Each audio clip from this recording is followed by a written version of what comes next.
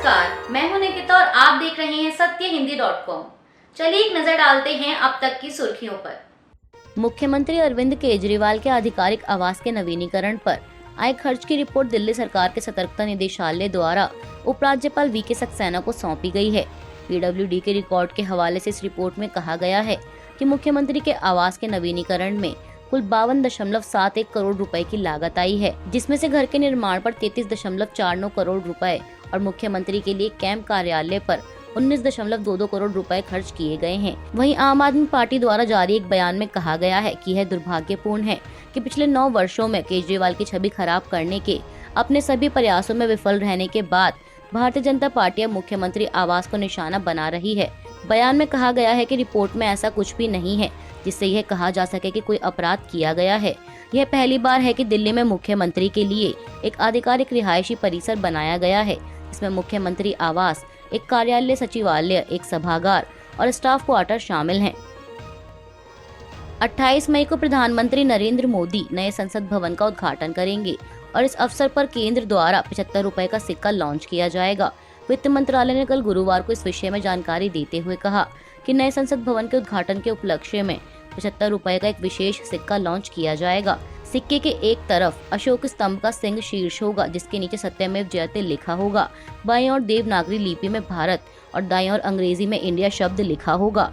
वहीं सिक्के की दूसरी तरफ संसद परिसर की तस्वीर होगी और उसके ऊपर की तरफ देवनागरी लिपि में संसद संकुल और नीचे अंग्रेजी में पार्लियामेंट कॉम्प्लेक्स शब्द लिखे जाएंगे। रविवार 28 मई को देश के नए संसद भवन का उद्घाटन होना है, जो कि प्रधानमंत्री मोदी द्वारा किया जाएगा। लेकिन तमाम विपक्षी दलों की मांग है कि संसद का उद्घाटन देश की राष्ट्रपति द्रौपदी मुर्मू द्वारा कराया जाना चाहिए, जिसके चलते 20 राजनीतिक दलों ने इस उद्घाटन समारोह का बहिष्कार करने का ऐलान किया है। वहीं इस बीच खबर है कि अभी तक के आंकड़ों के मुताबिक 25 राजनीतिक दल इस उद्घाटन समारोह में शामिल होंगे, जिनमें से 18 दल एनडीए में शामिल दल हैं और 7 गैर एनडीए दल हैं। बता दें, इन 7 गैर एनडीए दलों में बीजू जनता दल, वाईएसआर कांग्रेस, अकाली दल, बीएसपी, लोक जनशक्ति पार्टी, जेडीएस और टीडीपी शामिल हैं। कांग्रेस नेता राहुल गांधी द्वारा साधारण पासपोर्ट बनवाने के लिए कोर्ट से एनओसी की मांग वाली याचिका पर आज 26 मई को दिल्ली के राउज एवेन्यू कोर्ट में सुनवाई होगी। बता दें, इस मामले में सुब्रमण्यम स्वामी ने राहुल गांधी को एनओसी जारी करने का विरोध किया है। उन्होंने कहा है कि राहुल बार बार विदेश जाते हैं और उनके बाहर जाने से उनके खिलाफ चल रहे मामलों की जांच पर असर पड़ सकता है। हालांकि कोर्ट ने इस मामले की पिछली सुनवाई के दौरान यह साफ कर दिया है कि ये उनका मौलिक अधिकार है। कोर्ट ने कहा था कि पिछले 5 साल से राहुल बाहर जा रहे हैं और हर सुनवाई पर उनके वकील भी कोर्ट में पेश होते हैं। कोर्ट ने कहा कि राइट टू ट्रैवल मौलिक अधिकार है और साथ ही शिकायतकर्ता सुब्रमण्यम स्वामी को जवाब दाखिल करने को कहा गया है।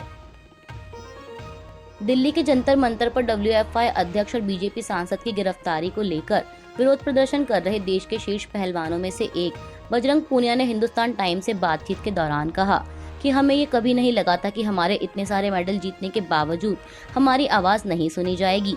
हालांकि हकीकत कुछ और ही है। बजरंग पूनिया ने बृजभूषण सिंह को लेकर कहा कि हम जानते हैं कि हम किसके खिलाफ हैं, लेकिन हम डरते नहीं हैं।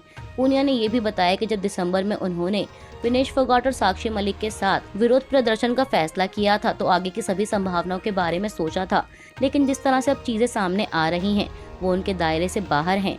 पूनिया ने कहा कि हम जानते थे कि हमारा करियर खत्म हो सकता है, हम जानते थे कि हमें झूठे मामलों में फंसाया जा सकता है, लेकिन जब कारण वास्तविक हो और संकल्प मजबूत हो तो डरने की कोई गुंजाइश नहीं होती। यह एक आसान फैसला नहीं था, लेकिन एक बार जब हमने मन बना लिया तो कोई दूसरा विचार नहीं था। मैंने कभी नहीं सोचा था कि यह विरोध इतना लंबा चलेगा।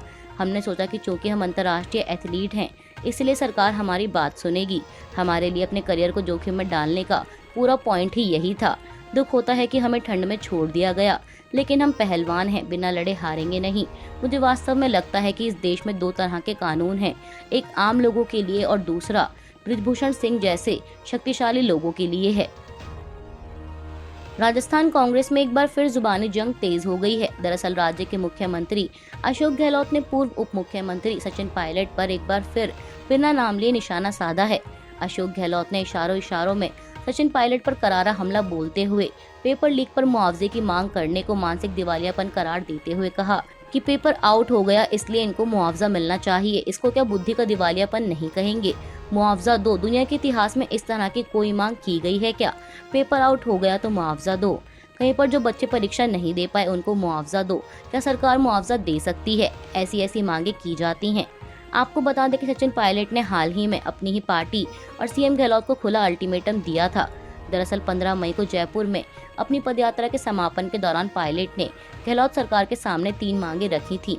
पहली पेपर लीक पीड़ितों को मुआवजा, दूसरी आरपीएससी का पुनर्गठन और तीसरी वसुंधरा सरकार में हुए घोटालों पर एक्शन। गौरतलब है कि सचिन पायलट पिछले कई महीने से इन 3 मुद्दों को लेकर सरकार से एक्शन की मांग कर रहे हैं, लेकिन अब उन्होंने सरकार को 30 मई तक का अल्टीमेटम दे रखा है और मांग पूरी न होने पर बड़े आंदोलन की चेतावनी भी दी है।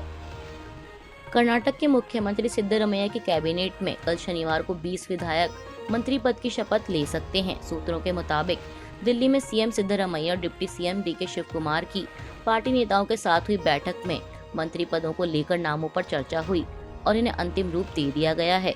बता दें कि 20 मई को सिद्धरमैया ने मुख्यमंत्री और डीके शिव कुमार ने उप मुख्यमंत्री के रूप में शपथ ली थी और इनके साथ ही कांग्रेस अध्यक्ष मल्लिकार्जुन खड़गे के बेटे प्रियांक खड़गे सहित 8 विधायकों ने भी मंत्री पद की शपथ ली थी। दरअसल उस समय कांग्रेस आलाकमान ने 8 मंत्रियों की पहली लिस्ट को मंजूरी दी थी, जबकि शुरुआती योजना के तहत कैबिनेट में करीब 28 विधायकों को शामिल किया जाना था। वहीं अब सूत्रों के हवाले से सामने आई जानकारी के अनुसार केवल उन विधायकों के नाम को मंजूरी दी गई है जो सभी वर्गों का प्रतिनिधित्व करते हैं और वरिष्ठतम थे, साथ ही जिनके नाम को लेकर कोई आपत्ति नहीं उठाई गई थी। अभी के लिए बस इतना ही। बाकी की खबरों के लिए बने रहिए सत्यहिंदी.com के साथ।